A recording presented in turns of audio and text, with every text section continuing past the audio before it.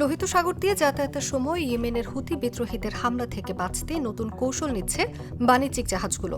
সম্প্রতি নিজেদের জাতীয়তা ও ধর্মীয় পরিচয় প্রকাশ করে ট্র্যাকিং সিস্টেমে বার্তা দিচ্ছেন এসব জাহাজের নাবিকেরা, যাতে হুথিদের হামলা থেকে রক্ষা পাওয়া যায়।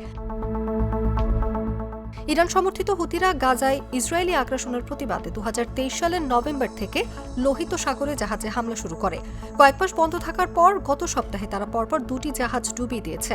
হুথি নেতা আব্দুল মালিক আল হুথি জানিয়েছেন, ইসরায়েলের সঙ্গে সংশ্লিষ্ট কোনো পণ্যবাহী জাহাজকে লোহিত সাগর দিয়ে চলাচল করতে দেওয়া হবে না।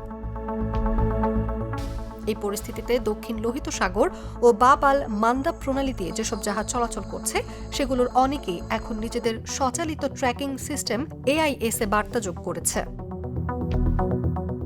এসব বার্তার মধ্যে রয়েছে all crew Muslim, all Chinese crew and management, no Israel link, armed guards on board প্রভৃতি। নৌনিরাপত্তা বিশ্লেষকরা বলছেন, এই ধরনের বার্তা যুক্ত করা হুথিদের আক্রমণ এড়ানোর মরিয়া প্রচেষ্টারই প্রতিফলন। তবে হুথিদের গোয়েন্দা প্রস্তুতি এবং লক্ষ্যবস্তুর তথ্য সংগ্রহ এতটাই গভীর যে এই বার্তাগুলোর বিশেষ কোনো প্রভাব পড়বে না বলেও মনে করছেন তারা।